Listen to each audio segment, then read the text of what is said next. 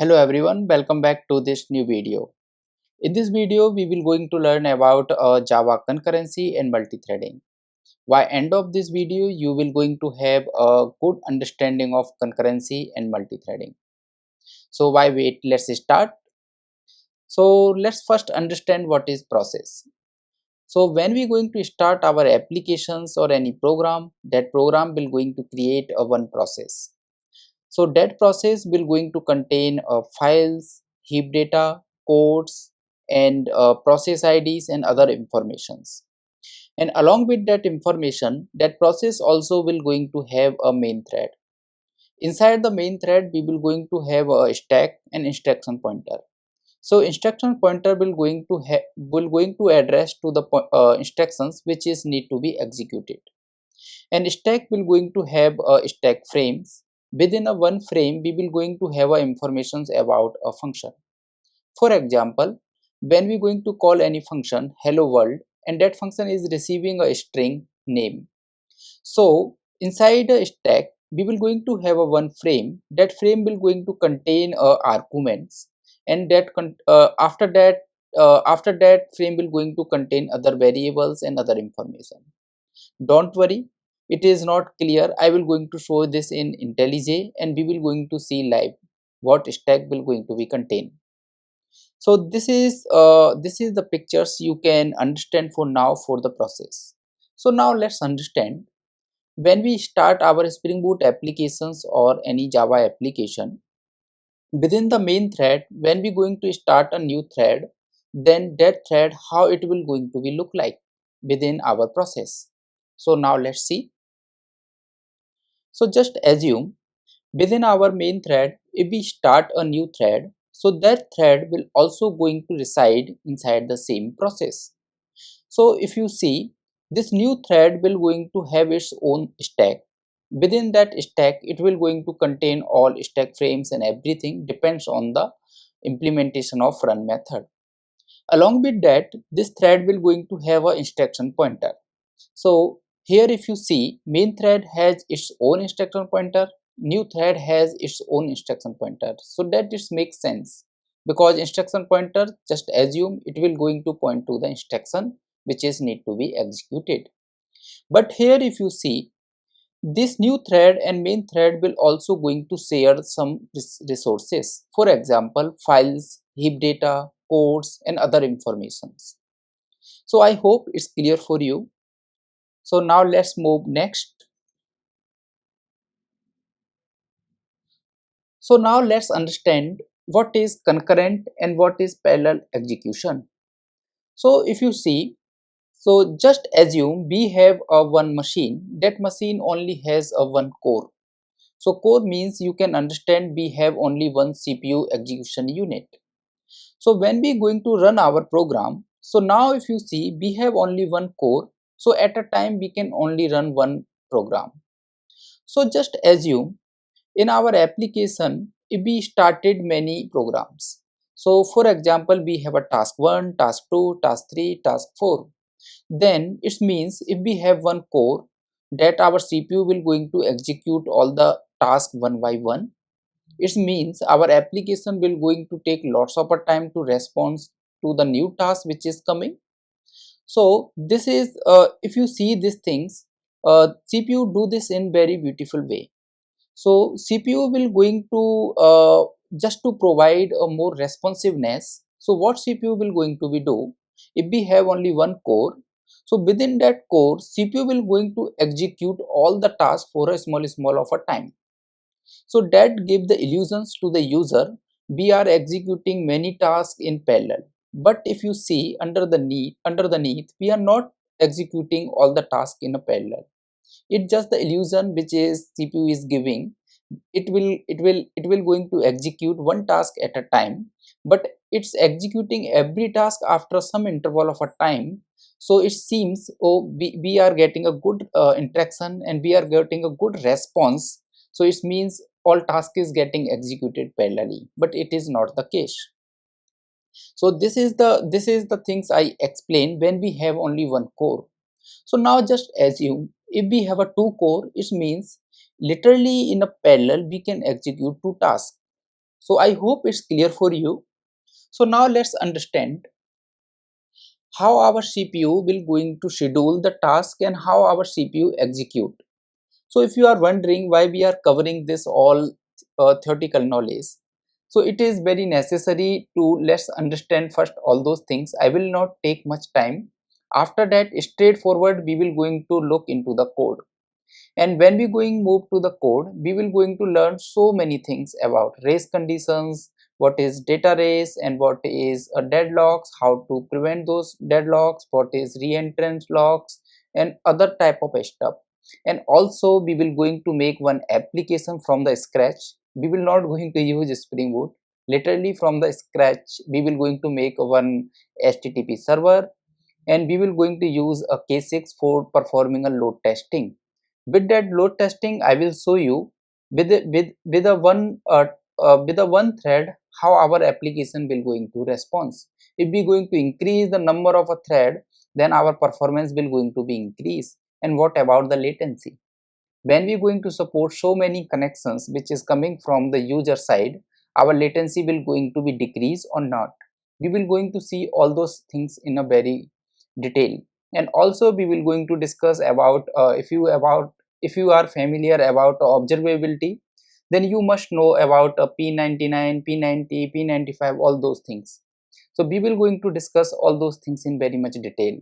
So just bear with me and let's go through some fundamental first. So now let's come to this scheduling algorithm. So we have a first algorithm like first come first serve. Now just assume we have only one this CPU unit, we have only one core and it will going to execute one task at a time. So now just suppose we have a three process P1, P2 and P3, and this is the order which in which they comes. Like you can assume this is the order of coming. So P1 processes come first, so we will going to schedule P1, and after that we will going to schedule P2, after that we will going to schedule P3. So this approach is known as first come first serve. So if you see in this approach we have a problem. So just assume if any long process is come first, for example P2, in that case P2 will going to take lots of a time for execution and it can cause starvation for the P3. P3 is a very small process. That process need to wait for a very long time. So it will going to increase the wait time for the small process. So now let's see what about if we schedule shortest job first. So now let's see. So P3 is the shortest job. For now we will going to schedule the P3 jobs, and after completing P3 jobs we will going to schedule P2 jobs, sorry P1 jobs. And just assume we are executing P1 jobs and we will going to have another job P4. So after completing P1 job, so we will going to have two job which is not get executed, P2 and P4.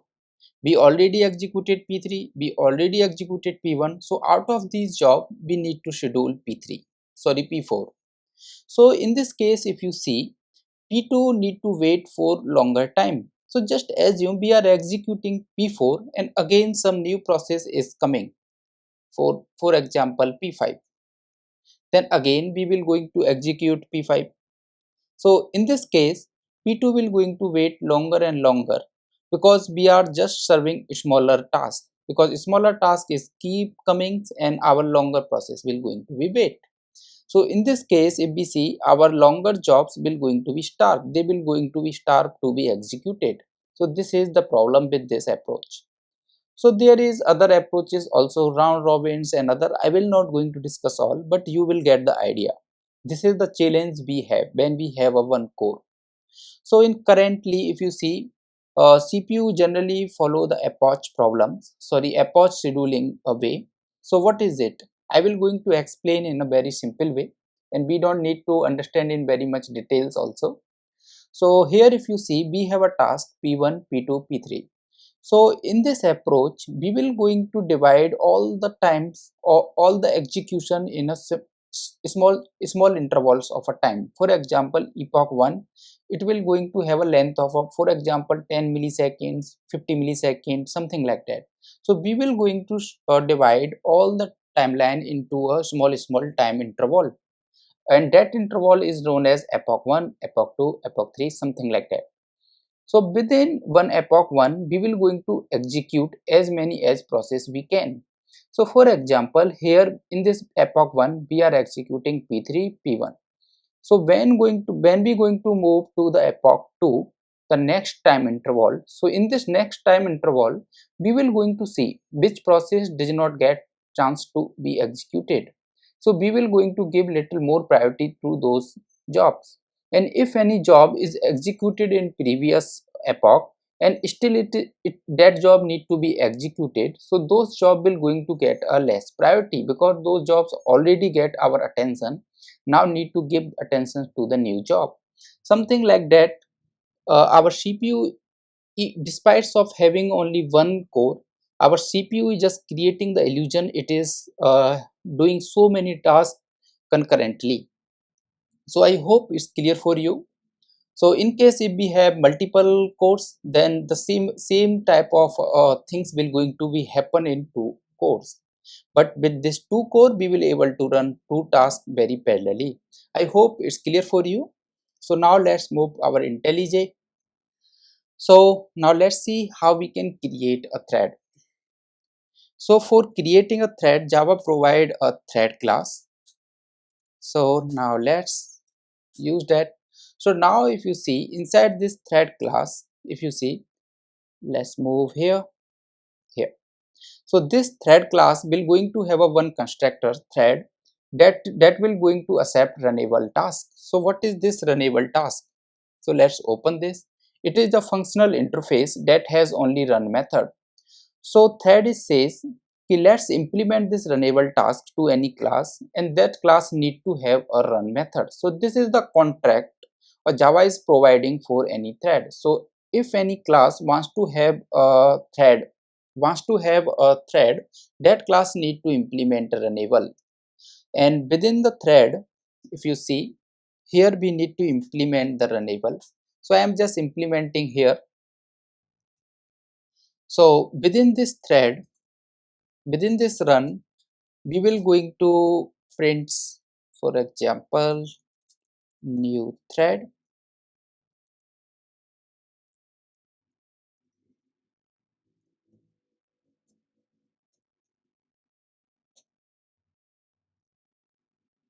Okay, so we are implementing new runnable interface. Within this interface, we are providing the implementation for this run method. So this is the functions which is will going to do all the tasks.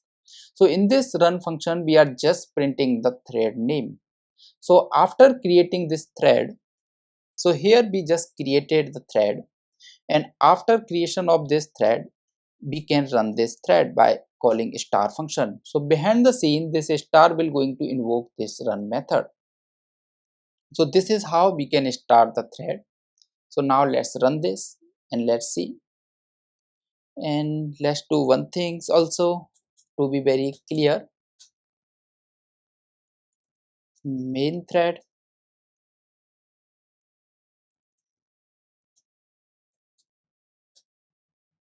Yeah. So now let's run this.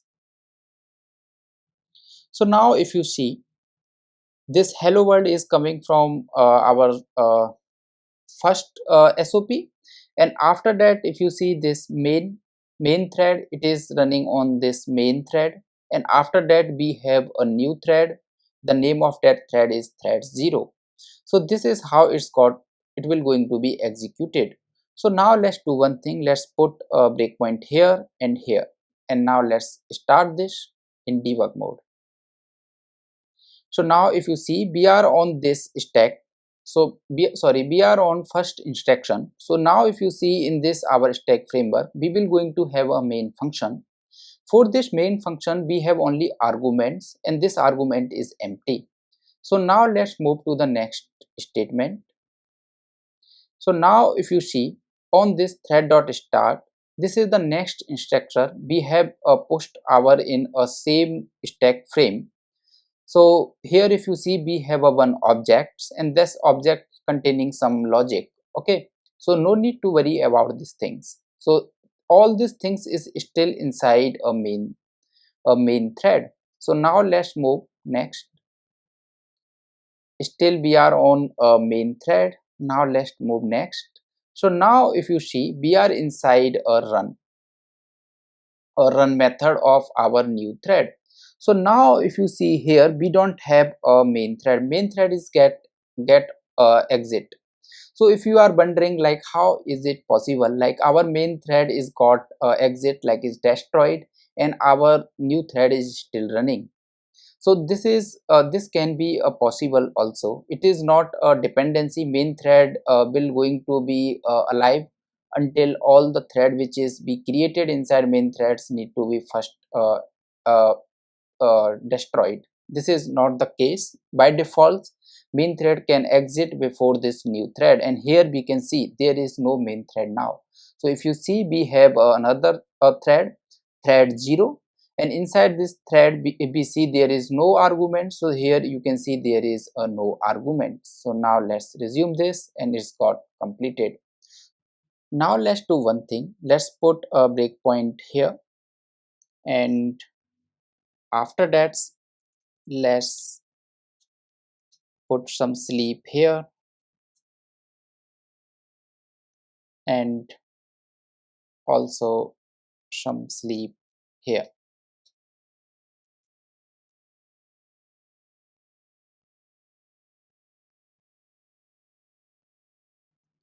Yes, and if you see here, we have put sleep, and there is already throw interrupted exception. So please include that, and also if you don't want to include at method level, you can wrap it like this. So now let's move our next point. Let's put breakpoint here and here. So now let's start this in debug mode again. So now if you see, we have a one main thread, and if you see here, we have a thread 0. So inside thread 0, if you see, we have this information. There is no argument, and inside main thread we have this information. So now let's move next. So now we are inside a thread 0. So now if you see here, our main thread is still running. So this is our main thread. So main thread is containing this information. So now let's move next. It's got disconnected again. Now let's start in debug mode. So let's put breakpoint here also. So now we are inside a main thread. So now we are inside our new thread which we have created, and if you see, main thread is still running. So now let's move next. So we are here. So now if we see in our frame, thread 0 is still running because we have put some sleep, and we are inside a main thread. And now let's complete this. So I hope it's clear for you. This is how it's got executed. So just assume if I decrease sleep time here like of 500, and here is 1000. So during this, main thread will going to be wait, and before that new thread will going to be removed. So now we can verify this understanding. So here if you see, we have thread 0. Now let's resume. We are inside our run new thread, and now let's resume. We are outside of a thread, and now if we see here, there is no thread 0. Our thread 0 is got completed. I hope it's clear for you. Now let's move to the next topic. So now if you see here, this is the one way we can create a thread, but thread is a functional interface. So we can do, instead of defining like this, there is one shorthand also. We can remove this, and we can provide the implementation to functional interface like this, because functional interface will going to have a one method. So this will going to be the implementation of that method. So it will also going to behave in a similar way. If I run this, here you can see, and here if you see, let's increase the time for this, and now let's remove this from sleep here, and let's put some message, exit, exit new thread, and let's put the same message here, exit main thread. So now if I run this application, and now let's see, our main thread is got completed and new thread is still running, and after some time it's got exit. So if you are wondering how is that possible, so it can happen like a main thread can be destroyed before the new before the thread whichever we have created, and we can observe these things here also. And now if you don't want to have this type of a behavior, then you need to set this thread dot set daemon to true. So by this setting a thread as a daemon, so whenever our main thread will going to be exit, our application will going to be exit, that will also going to exit all the thread. So basically when our application is exit, if any thread is not set as a daemon, if that thread is still running, despite of destroying the main thread, our application will not going to be exit. It will still going to be keep running until we have any thread which is running. So when you want to close your application and you want to close all the thread which is running, then you need to set daemon as a true, and also you can set the interruption also. So now let's see this. Now if I run this, it will going to be exit immediately. It will not going to wait for the new thread. I think I did a mistake. I think this set daemon need to be set before to start. Sorry. So now let's start this again. Yes. So now if you see, when we going to exit our main thread, so that will going to stop the thread which is still running. So we will not going to have any issue while closing our application. So I hope it's clear for you. So now let's move to the next point. If you don't want to set this daemon thread as a daemon, then you need to do one more things. Then you need to set like a interrupt. So now let's see.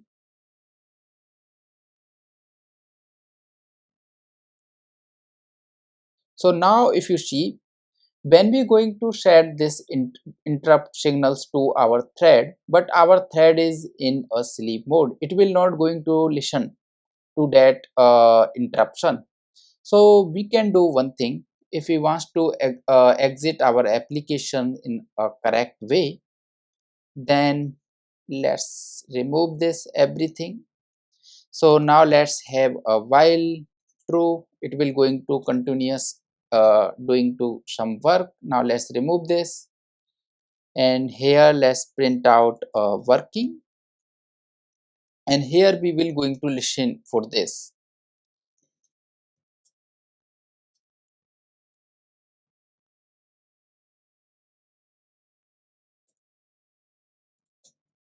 So here we will going to have a guard condition. So basically this while will going to execute all those statements. So before executing this statement, always for every iteration we will going to check, are we receive any interrupt from the main thread or some from other threads.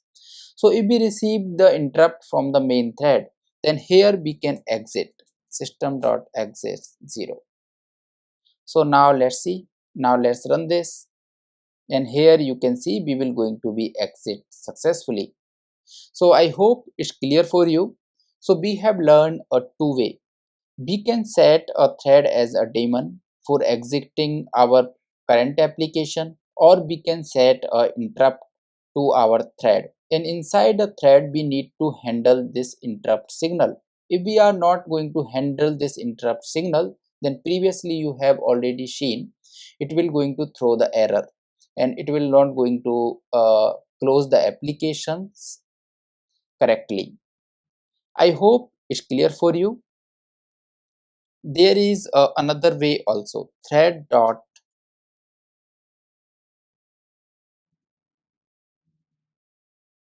yeah. So here we can handle this.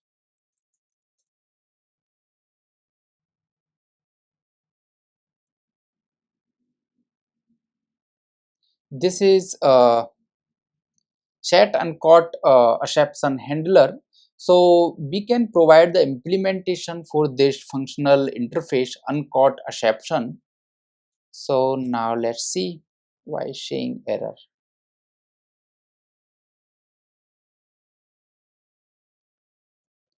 R1, R2. Okay, so R1 will going to be a thread and R2 will going to be a throwable whatever the error we have. So now let's here print out system.print error occurred, and here we can print our arc2. So now let's do one thing. So here we will going to throw a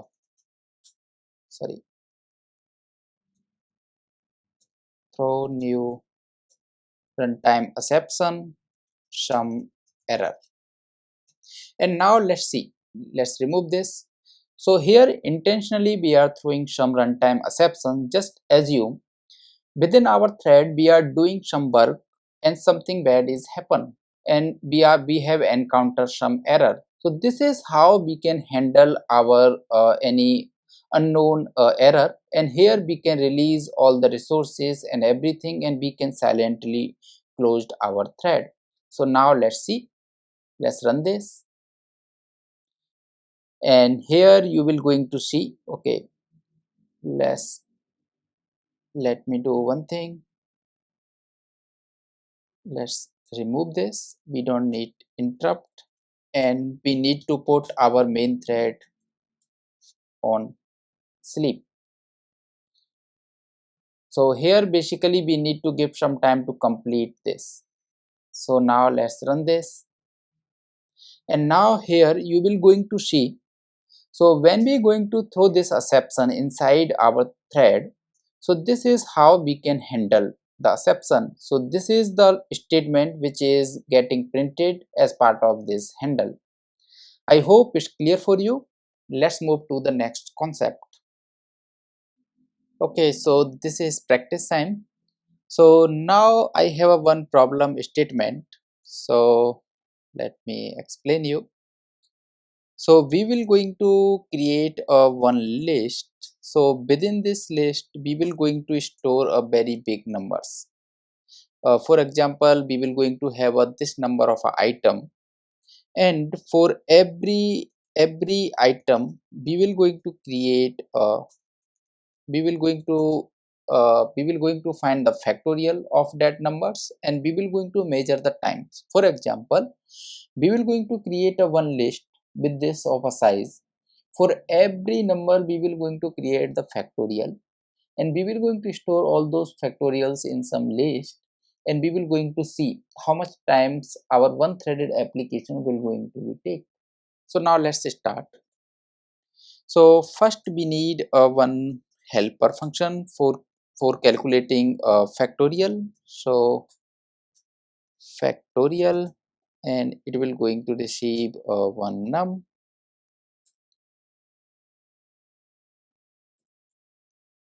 So let's make this static, and this will going to be very simple, big integers and results, and here we will going to have a big integers.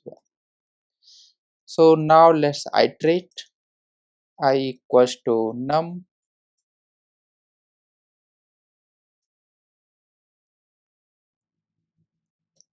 It's a very simple like a factorial logic I am writing. So you can just pause the video and you can write it yourself also.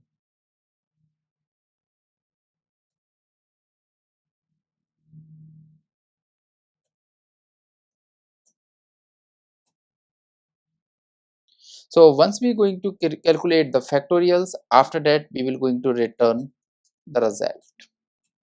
So now we are ready with our helper function. So we just need to give the numbers and this will going to calculate the factorial.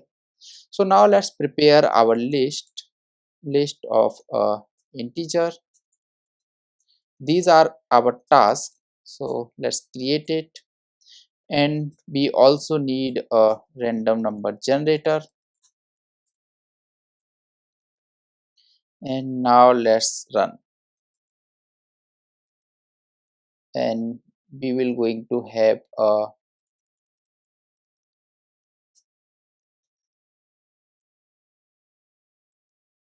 number of tasks.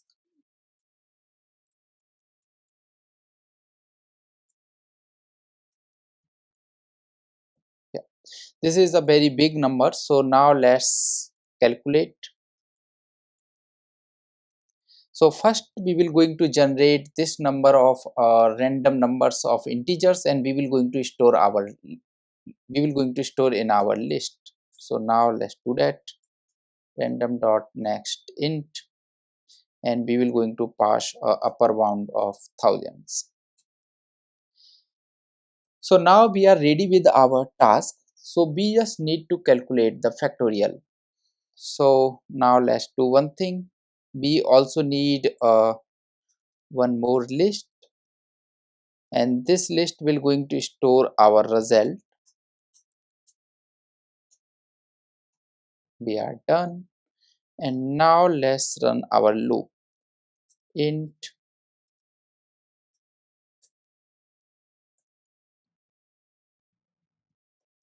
and with this result we will going to store our factorial, and here we just need to pass our current number. So here we will going to iterate over our list. For every item we will going to call our factorial function, and after getting a factorial we will going to store inside our result. So here this is the main logic we are doing. So now let's calculate our time. So this is start time. So we will going to see how much time it will going to be take, and after performing this logic we will going to store end time also. So now let's print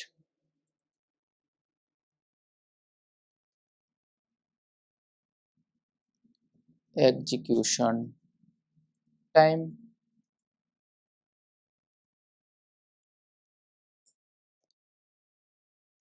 Yes.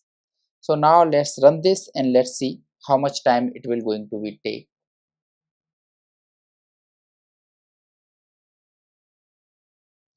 So here we can see this is the milliseconds. So time is in milliseconds. So please note it down. So I'm going to copy this time and let's add it here. So this is the time current our application is taking for calculating the factorials for this number of item. So now let's see how we can improve this performance. So before going to improvement of our app, for the improvement, so just we need to understand one thing. Currently I am using a MacBook Pro. So this current system has a approx 11 core. So basically this current our my laptop will able to run 11 tasks in a parallel, like in previously I have already explained. But here if you see, I am also recording and I am also writing something in editor. There is n number of process already running.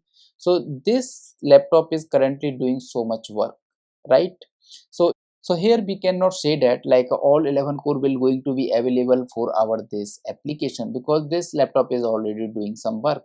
So if you are following me, so you just need to understand the spec of your hardware. So based on that you will going to see this number. So this number will going to be changed for you. So now let's move. So basically we will going to definitely we will going to see some performance. So now let's do.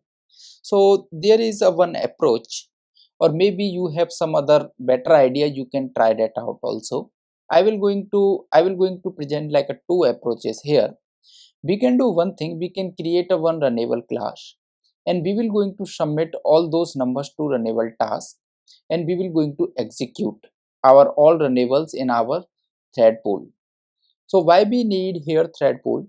So just assume here we have this number of a task, and our hardware will not going to support if we start to this number of a thread. And just assume start creating so much thread, right? Even one thread, it will going to be take some time, because creation of a thread is not is a very expensive operation. And also when we going to have a so many thread, every thread will going to be fight for the execution. So for every time our CPU will going to take some time one thread and going to put out some other thread, so much context switching will going to be happen. So we also need to understand this context switching will also going to be take some time. So having a having a having a huge number of our threads will not going to improve our performance. We just need to find out the sweet spot. So now let's see. So now let's copy this logic, and here we will going to create a thread class factorial task. It will going to be implement a runnable, and also here we will going to accept a number for which we will going to create a for which we will going to find the factorial numbers, and also we need our list here. So in this list we will going to store our result.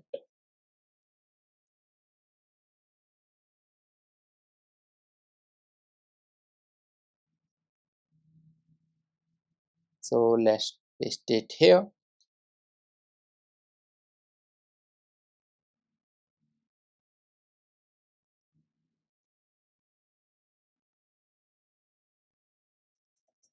Let's change this, and here we will going to say this.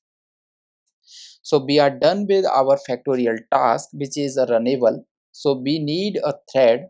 On thread we can run our runnable. So now let's do one thing. So we cannot create this number of a thread. This will going to throw the exception, or maybe you can try out. So now let's create a thread pool. So if you are wondering what is thread pool, so now just assume. So when we going to create a thread, so creation of a thread will going to take some time.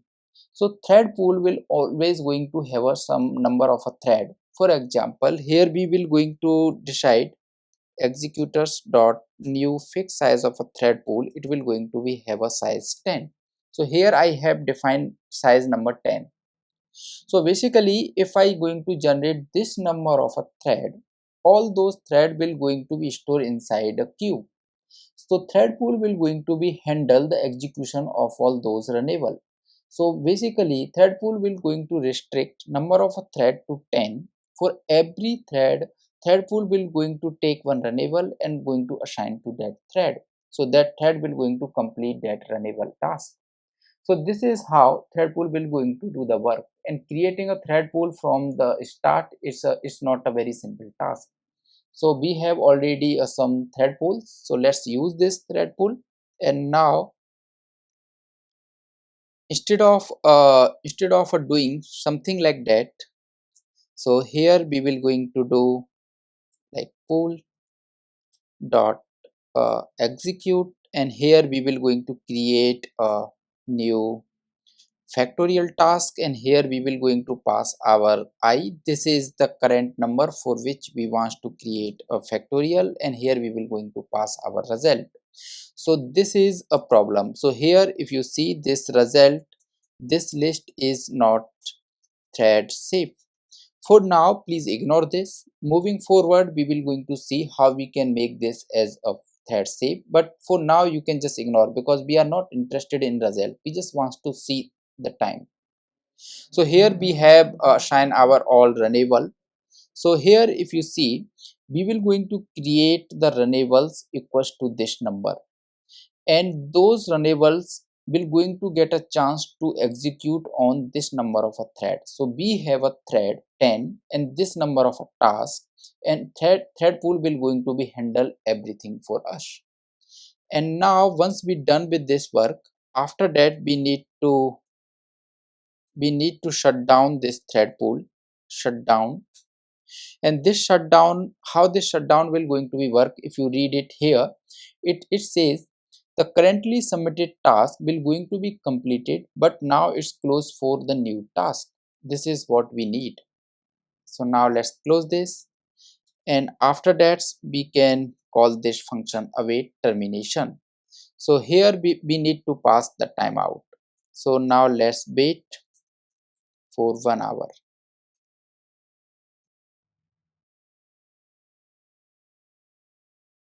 Yeah. So now let's see, and now let's run this application and see.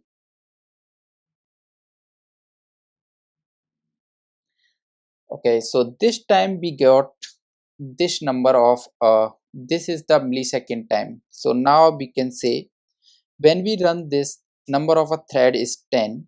So this is the execution time. So now let's do one thing.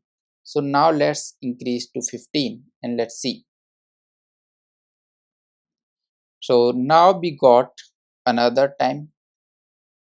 So let's this. So with the 15 number of a thread, we got this number. And now let's increase to 20 and run this. Okay, we got this number. So now it seems to be increased. So now let's see with the last number of a thread 5. Okay, with the 5 thread, this is the number we got. So here now let's this. So now let's see this figure. With the 1 thread, when we run our application, this was the time in millisecond. When we run with the 5 thread, this was the time in millisecond. When we run with the 10 thread, this is the time in millisecond. When we run with the 15 thread, this is the time. And when we run with the 20 thread, okay, let me again check that. So with the 20 thread, this is the time we got. So here you need to understand one thing. So this number definitely will going to vary for you, and also if I run again for the 20 thread, this number will again going to be vary, because there is so many things is uncertain. This laptop is currently doing so much work. So based on your laptop spec, you will going to see some figure. But here we can understand one thing. So when we have a 1 thread, so we will definitely going to have a very huge time. When we going to increase our thread, our execution time will going to be decrease.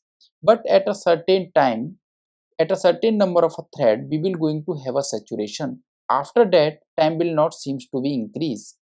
So I really encourage you to pause this video and just try to give the reason why it is happening. When we going to increase number of a thread, our execution time is start increasing. So now we can see if I increase to 30, now let's run this. So for the 30, this is the number we got. It's a less to 20. It's a really strange. So now let's run this again. But again, I am saying like this number will going to be little vary, because this laptop is doing much work already. So sometime it will going to give some higher number or some less number. It's totally uncertain. But one things we can predict, by increasing a number of a thread, after certain time it will going to be like a saturated. It will not going to increase any performance or anything. It just going to stay the same. Why it will going to be happen? We already learned about a scheduling.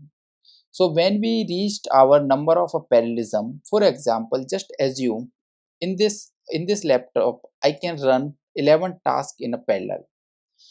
When I will going to run like a 20 task or 30 task, I cannot run. For some tasks, CPU will going to run in a concurrent way. So when CPU will going to run in a concurrent way, at that time lots of context switching will going to be happen. So after a certain time, we will going to have a saturation. After that our application will not going to perform better. So this is like when you're going to tuning the thread pool size. So this is how you need to observe. So in production, when we run any applications, so just assume we will going to count RPS like a request per second. So we will going to see if our application is need to just for example, we have a one application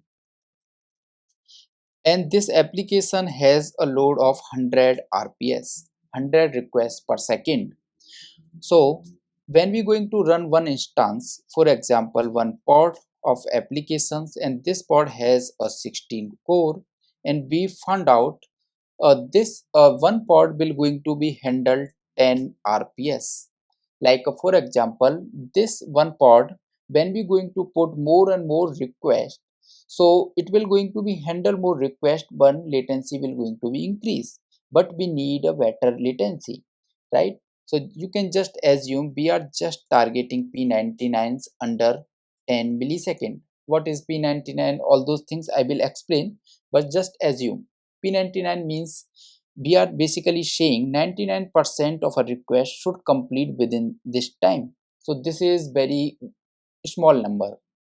So now if you see, if we run our application on one pod with 16 core and we have a 16 RPS with this P99 10 millisecond.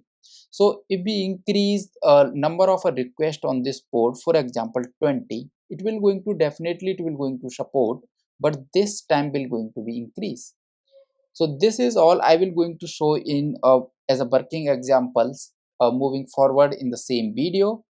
But for now, I just want to explain here when we going to increase the load on our applications. So despite of increasing a number of threads and all those things, we will going to have some saturation at a point of a time. So you need to just try out all those things and you need to tune the performance of your application. I hope you like till now. So now let's see the next topic. Now let's move to the next topic, critical section. So before understanding critical section, what is it critical section and how to share the resources in between of a multiple thread. So now we will going to make a very simple application first. After that we will move for the critical section. So what is a problem statement? I will going to explain and I really encourage you to pause the video and implement yourself. So we need to create a one store class.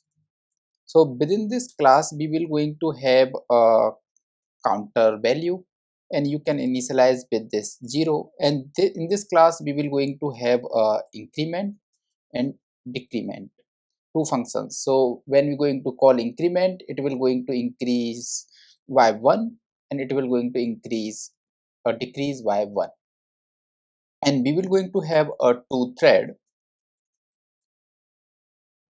One will going to call increment and second will going to call a decrement, and both thread will going to iterate over thousands time. So end of the day, one thread will going to iterate thousands times and another thread will also going to iterate thousands times. So the counter value is supposed to be 0 end of the application's complete run. So now let's do one thing, let's implement it and we will see it will going to be behave in this way or not. So let's implement quickly class store. So in this class we will going to have a counter and let's assign this to 0, and we will going to have a two function. Okay, first let's have this counter function also and another function, uh, public void increment. Whenever we will going to call this function, so we will going to increase our counter by 1. We will going to have a very simple another function, decrement. So in this function we will going to decrease counter by 1. So it's a very simple class, nothing is complicated. So now let's create another thread So this thread will going to be increment thread, and it will going to be extend our thread class. And now let's implement our run method. So within this thread class, we will going to receive the instance of our, sorry, it's not a record.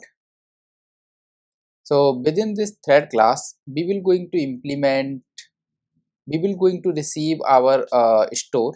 So let's do that, so that we will able to call our store increment function that will going to increment store value within that store class. So it's very simple. So here now let's get this store,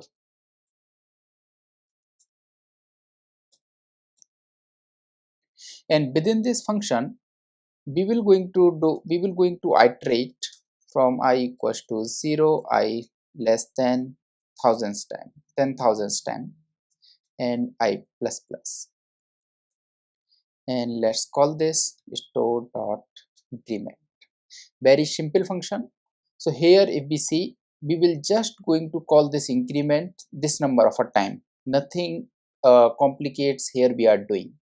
Similar functions, similar objects, similar class we also need to implement for decrement thread, decrement, and here let's change this, and instead of an increment here we will going to call our decrement. So now let's create the object. So we need a store object, and we need our increment thread,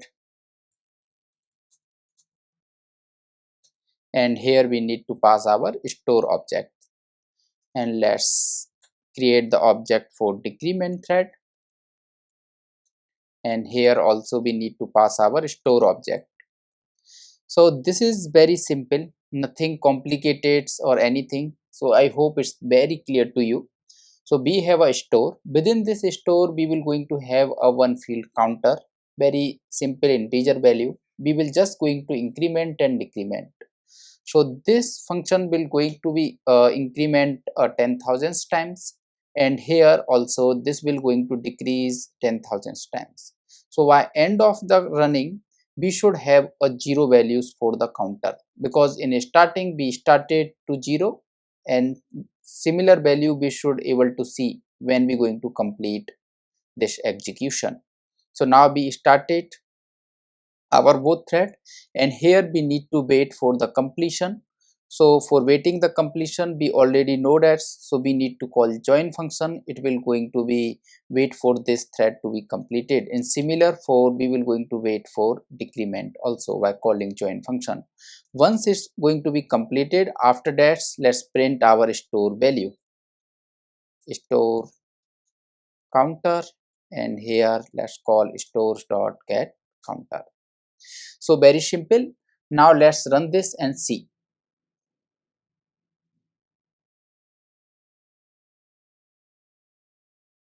So now if you see, we are seeing here values in negative, but if you see we have incremented this counter value. Let me show you this counter value 10,000 times, and we decrease 10,000 times. So why it is in negative value? It should be a 0.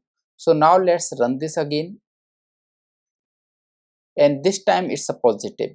So it's not like we cannot like predict this value, it's just changing. So now let's understand why this is happening.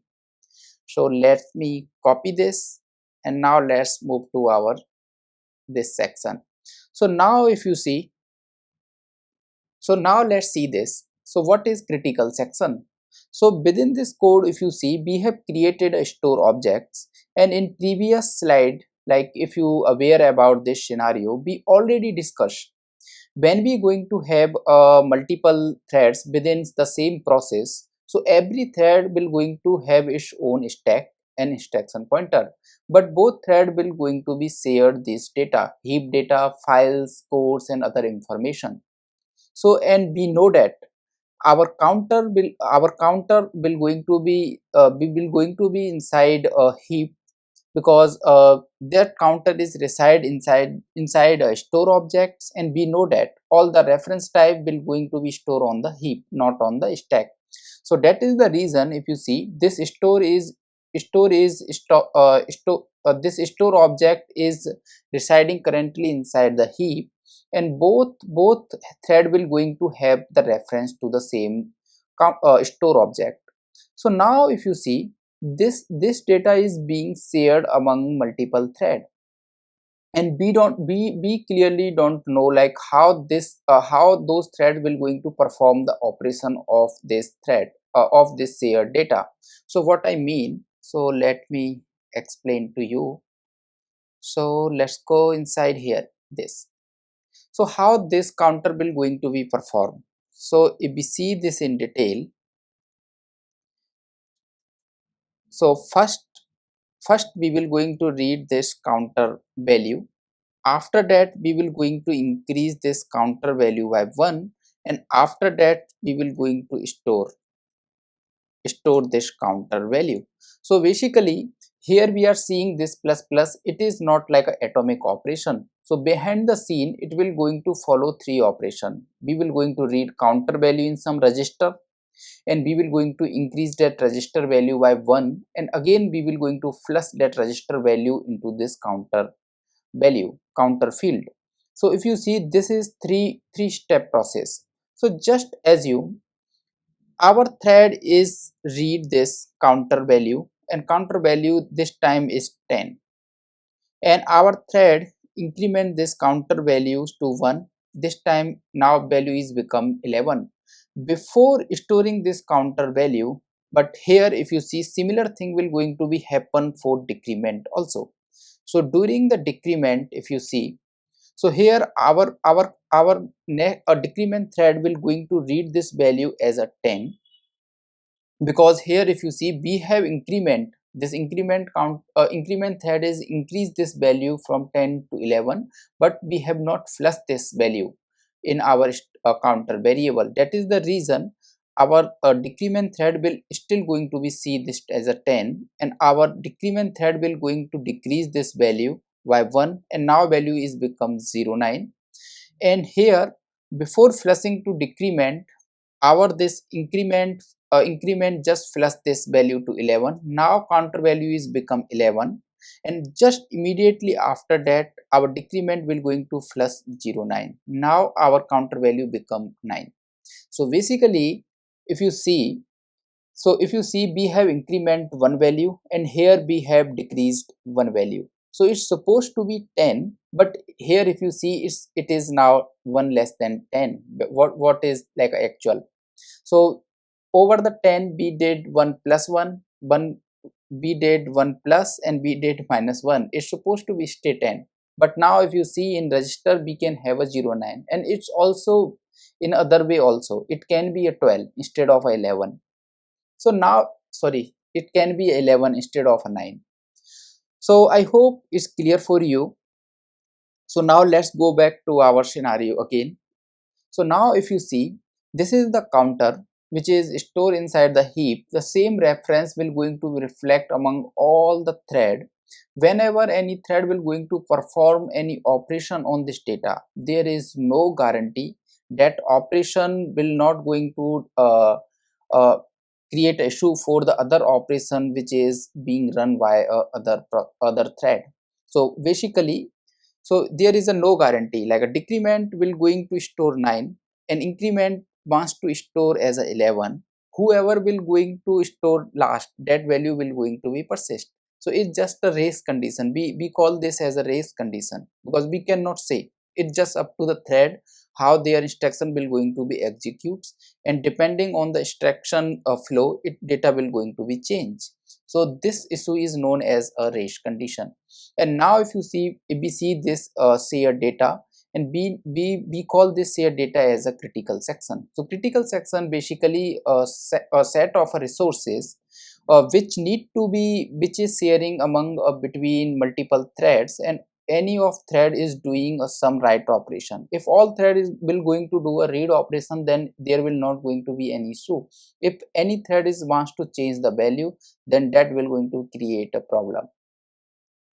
So now we have a clarity of our critical section, and now we understand the challenge of running a multiple threads.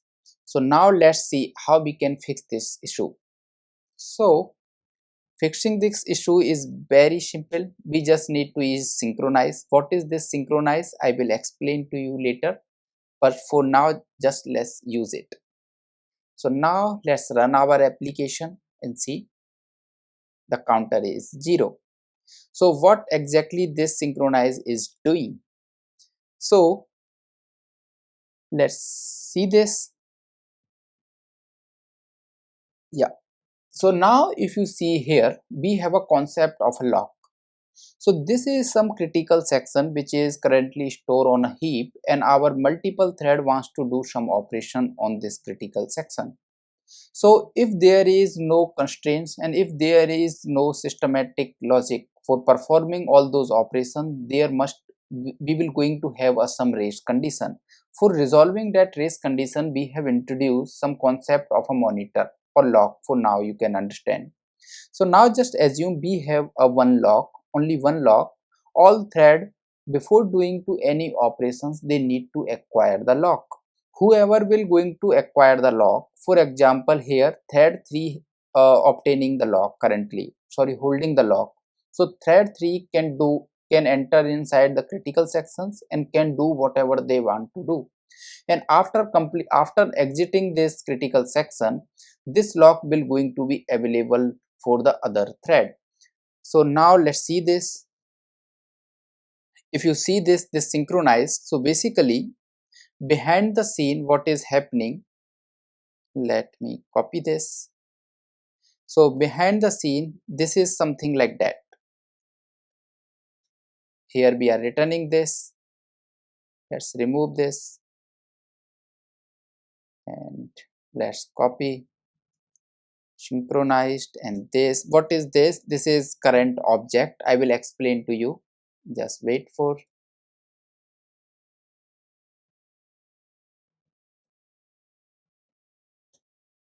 So now if you see, this will going to represent the current object. So on the current objects, we are acquiring the lock. So whoever will going to perform this operation, after that that thread can perform any operation within our critical section. So now if you see, all three method is acquiring the lock on the same object. This will going to represent a same object at a time.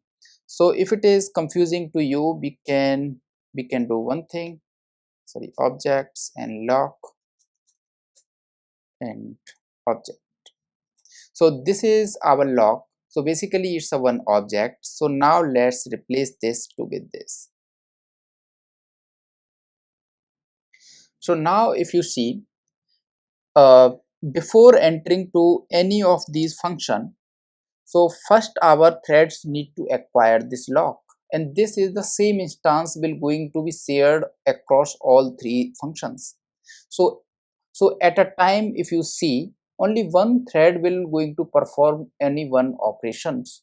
And here, like if you see, like all these three, any function, any thread wants to read the data, so that thread also need to be wait. Because if some other thread is performing increment operation or decrement operations, so that threads need to be wait.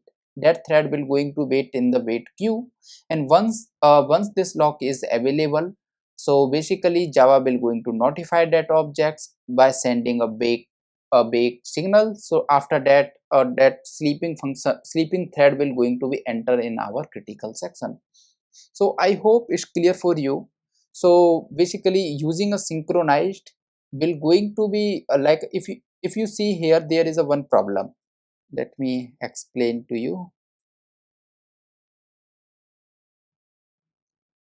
So like a problem one,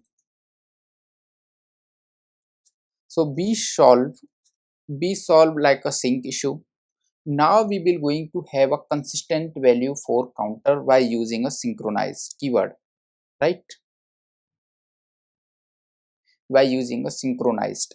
So if we use synchronized at the at the definition levels or within that body like this, so there is a one performance problem. Like for example, all the object, when you going to set synchronize will going to acquire the lock on the current objects, and the same current object will not going to allow to perform any two operation at a time. Just assume within that class if we have another data also, for example int some item, and there is no relation of counter with the item, and we want any functions to read this item, right? So we don't want to have a synchronized across all the let me create this.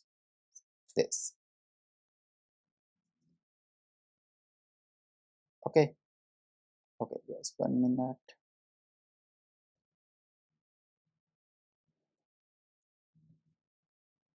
So now if you see, so we have a one lock object, and here if you see this counter has no relation with item, but we are taking a lock on the same object. So this will going to create a bottleneck problem here. Our application will not going to be perform better because we are just blindly taking a one objects, and on the one object we will going to provide the lock. So here we need to take the decision how we want to perform the lock. So we cannot have like a one lock and we can just use the same lock throughout all the functions. So whenever you will see like this is the similar thing, like if instead of that if you try to use something like that, it's a similar thing, right? So behind the scene it is taking the lock on the current object. So whenever you see on all the functions synchronized, you just need to wait and think, do you really need do you really want to execute one function at a time? If it is the case, then is good. If this is not the case, there may be some other functions which will not going to create any side effect. You want to you can allow any thread to invoke those functions at any time. Then you need to take the decisions. I hope it's clear for you, and I hope a race condition is clear for you, and how we can resolve this race condition, that is also clear to you. So now let's move to the next step. So basically I have a one question. What was the problem? What was the actual reason which is causing the problem of this race condition here? So atomic operation. So we thought like a counter plus plus or counter minus minus is not atomic operation. So behind the scene it will going to be happen in a three step. So if just suppose if counter plus plus and counter minus minus, if it is were a atomic operation, then we don't need to do anything, that will going to be happen automatically. But here these operations were not a atomic operation. So what are the atomic operations? So now let's understand. So now if you see, when we going to perform any read and write on int long not long sorry int char boolean and ref not ref yeah, and for assignment if you see any read and write and assignment. So when you going to perform any read and write not sorry right yeah, when you going to perform any read and assignment on type of integers char boolean and ref, all are a atomic operation. But when we going to assignment on a long and double, this is not a atomic operation, and we know that behind the scene it will going to take 16 bit to store. So within this 16 bit we will going to have a 30 upper bit and 32 lower bit. So when we do assignment in a long, for example long a equals to 10, and we want to store this long b equals to a. So this is not an atomic operation. So behind the scene it will going to first copy upper 32 bit, and after that it will going to copy 32 lower 32 bit. So it's a two-step process. So assignment for long and double is not an atomic operation. So you need to understand all those things. When you will going to understand all those things in a detail, after that you will get an idea where you need to acquire the lock for performing that operation and where you don't need any lock. When you have like any assignments and read operation on a primitive type where you don't need any type of a lock, you don't need to acquire any lock.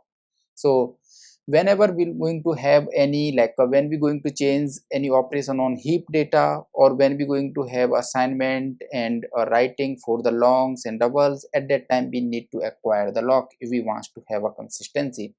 There is a concurrent collections also which is provided by the Java. Later point of a time we will going to see, but first let's understand the fundamental in detail. So I hope here this condition is very clear to you, and also you have some understanding of atomic operations and how data is being stored in actual process. Now you have, I am just assuming you have a clarity about this. If you have any questions or anything, then please feel free to put the comment. I will try to answer. So now let's move to the next topic. Now let's understand one problem statement. So just assume we have one thread that will going to do some write operation. So what this thread will going to do, it will going to change the value of x and value of y. And just assume we have int x equals to 0, int y equals to 0 in a starting. And this thread will only going to increase the value of x first, and later it will going to increase the value of y. And we have another thread. So the responsibility of this thread to check is y is always greater than x or not. So now just pause this video and just think. So will this thread always going to have a true whenever this thread will going to be checked? Let me write it for you.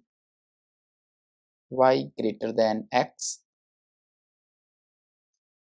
So just think, we have two thread. One thread is writing x value first and after that y. And this thread will going to be checked is y is always greater than x or not. So now let's verify this behavior. So let's quickly create one class.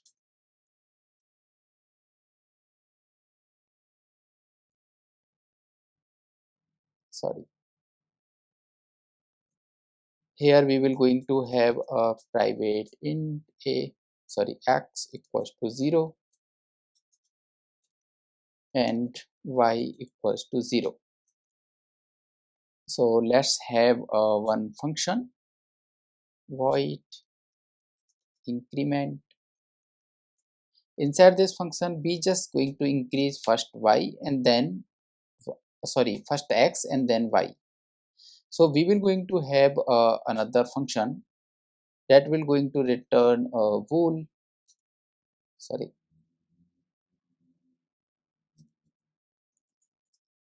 is valid, and in this function we will only just going to check is x greater than y or not.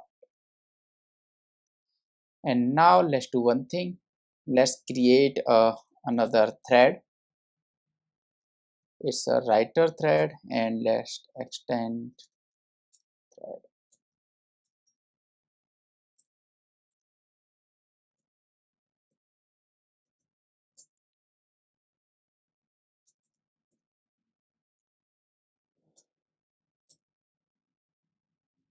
So within this thread we will going to do store dot increment.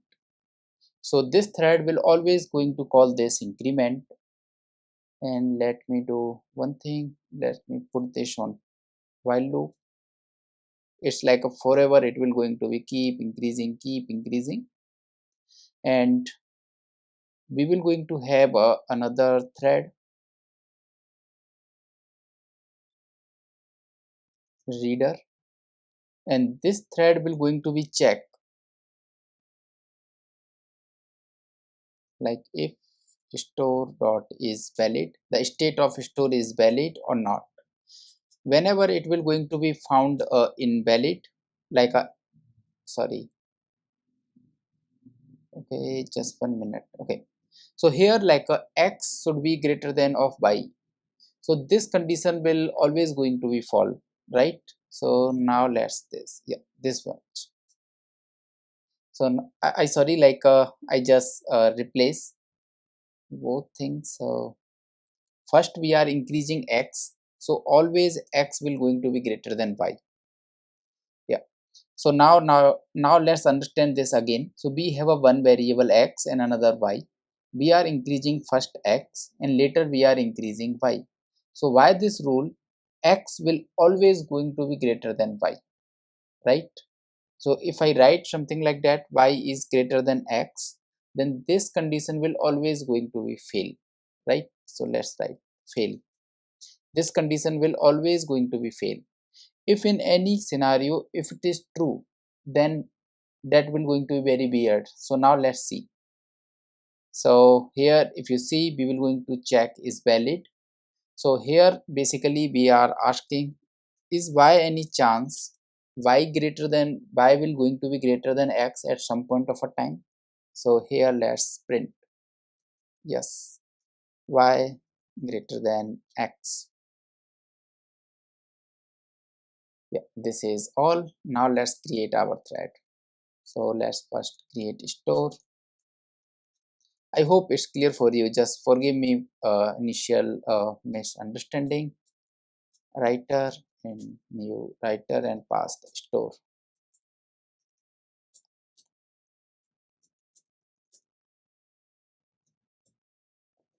And now let's start our writer thread. Writer dot start and reader dot start. And let's do one thing. Let's put this current thread on sleep. Okay, so let's do one more thing. Let's remove this, my bad. So we need to wait. Let's call join and let's wait. So now let's start instead of waiting for a hard fixed time. Now let's start and let's see. So now if you see, it's keep printing yes, yes, yes. Okay, what does it mean? So now I'm again explaining the scenario. Like here we have a two variable x and y, both are independent. First we are increasing x and after that we are increasing y, and only this increment is only being called via a one thread. We are not like calling this from a multiple thread, and one thread is calling this is valid function. And now if you see we are checking like is any point of a time the y value will going to be greater than x or not. So according to our logic, first we are increasing x and after that we are increasing y. It should not supposed to be happen. We know that it's a multi-step process, right? But all those steps will going to be happen before any operation we will going to perform for the y. And here if you see we are also taking y first instead of a x, right? So it's not supposed to be happen. Y should not be greater than x any point of a time. But here we can see, here we are seeing some log, so it means like at some point y is getting greater than x. So how it's happening? So now let's understand this problem statement. So we have something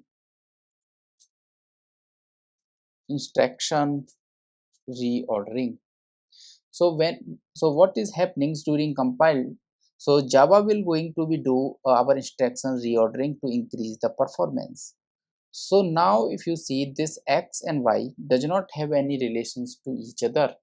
So within what will going to be happen? So Java will going to be do some instructions reordering. It does not mean x will going to be always going to be executed before the y. It can happen during reordering of instructions. Y will going to be executed first. And how this reordering will going to be happen? So Java will going to make sure the logical ordering of these will going to be always preserved. But here if you see, compiler has no clue for the relation of x and y. That is the reason it may be happen like y will going to be executed before than x. So if we want to preserve the order, we want to always have y2 executed before y2 executed we need to perform x increment operations. Then we can use a volatile. Let's mark this as a volatile. So now what will going to be happen, before performing to this operation, Java compiler will going to make sure all the operation above this need to be performed. So when compiler will going to come to this step, so Java compiler will going to give us the guarantee all the above instruction will going to perform before performing to increment on y, and all the operation below will going to be performed after this operation. So by this guarantee we will going to have a valid scenario. Now if I run this again, we will not going to see that uh, that issue previously we have seen. It's little like a challenging to understand. Maybe I'm not sure I was able to explain this very clearly to you or not, but in at a high level you can understand that. So whatever the instructions we are writing is not necessary our execution will going to happen in the same way. Compiler will going to be reordering to increase the performance. If you want to preserve the executions of flow, then you should use volatile. So I am saying like you should always use the volatile. So you should not always use the volatile. You only need to use the volatile when there is no logical dependency in your code. But you know that like you want to preserve some scenario like here if you see there is no logical dependency in x and y. Compiler has no way to know at some point of a time we are checking for the y2 greater than x, right? There is a no logical dependency here. So why compiler will going to perform some instructions reordering, so it can happen we will going to see some point of a time y is getting greater than x. So I hope it's clear for you. I really encourage you can just read more about instructions reordering. So now let's move to the next point. Okay, so now let's understand what is deadlock. So basically I will going to explain one situation here. So we already know about a lock. What is lock? So we already seen in our previous video we can create objects and we can acquire the lock on that object. So now just suppose we have a two object A and B. So in this method we are taking a lock on A, or basically in A object, and after that we are taking a lock on B object, and after that we are performing some operations on critical section. So critical, what is critical section? Or some shared resources. In another method if you see, we are acquiring on lock of B object, and after that acquiring a lock on A object, and after that we are performing some operation on shared resources. So now if you see this sequence of acquiring the lock is different. It's just a reverse here. Here first we are acquiring on A and after that B. And now just assume this method is being executed by a thread 1, and this method is being executed by a thread 2. So now just assume thread 1 is came here, and now lock 1 is available, so it will going to be take this lock. Okay, so I'm going to write this executed here, and thread B will going to become here, thread 2 sorry will going to become at this step, and it will going to acquire this lock. And after that thread 1 will going to come here for asking for the lock B, and this lock B is being held by this thread 2, and thread 2 will going to come here for acquiring the lock A, and this lock A is being held by the thread 1. So basically thread 1 is waiting for some lock which is acquired by the thread 2, and thread 2 is waiting for some lock which is acquired by the thread 1. So in this scenario both function will going to be wait forever. There is a no way these two function will going to be exit. All these two thread will always going to wait and wait and wait, and nothing will going to be happen. So this situation is known as a deadlock. So when this deadlock is actually happen, so whenever we will going to have a multiple locks, so now one thing we know that now we have a multiple lock. So in case of a multiple lock this can happen, but in previous lectures we have learned we cannot use one lock throughout all the resources, because it will going to decrease our performance. And if we do so in this way, then there is a no point of using a multi-thread within our application, because it is just going to like a one thread at a time, sorry, all the time. So how we will going to deal with these situations? Because if we use multiple lock, then we will going, most probably we can end up in a deadlock condition. So for dealing with these situations, we have many algorithm. Through that we can like prevent the deadlocks, and even we can implement some listener, maybe a some watcher. That watcher will going to be observe the all lock.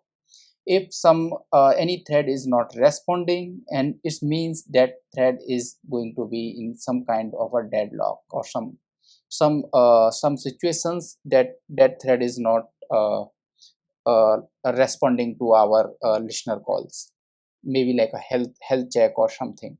So now let's do one thing, let's replicate this scenario. So it will going to increase your knowledge. So now let's create a store again.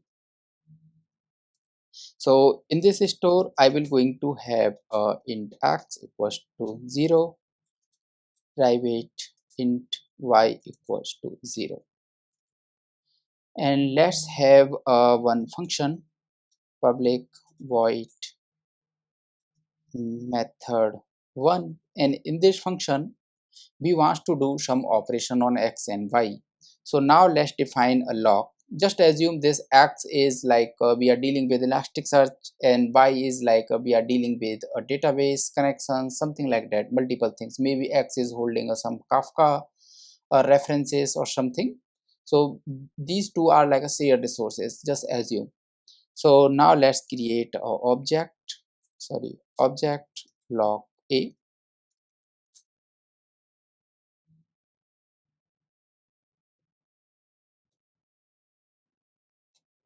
And now let's create a lock b. So in this thread, first we will going to acquire lock a. After that, we will going to ask for the lock b. And now we will going to do our very important task, increasing x and y. Just assume is this is very uh, not thread safe task, so we need to do this way. So now we have a method 2, and here we are acquiring these two lock but in a reverse order, first b and after that a.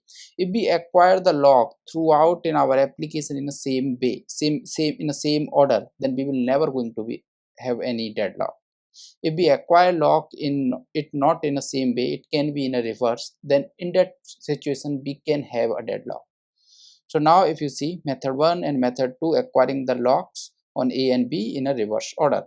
So now let's implement a thread. So test thread.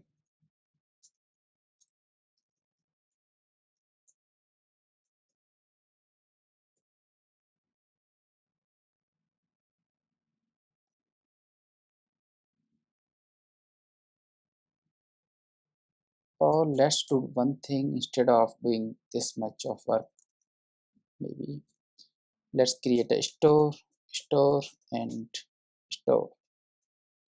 So thread a, and here we can have a new thread.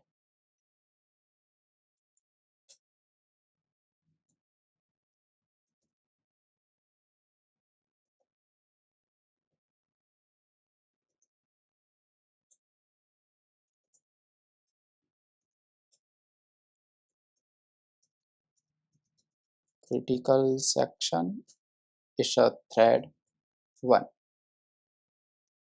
Okay, and here we will going to do operation thread dot method 1, and after doing this operation we will going to print the same method, like exiting from critical section.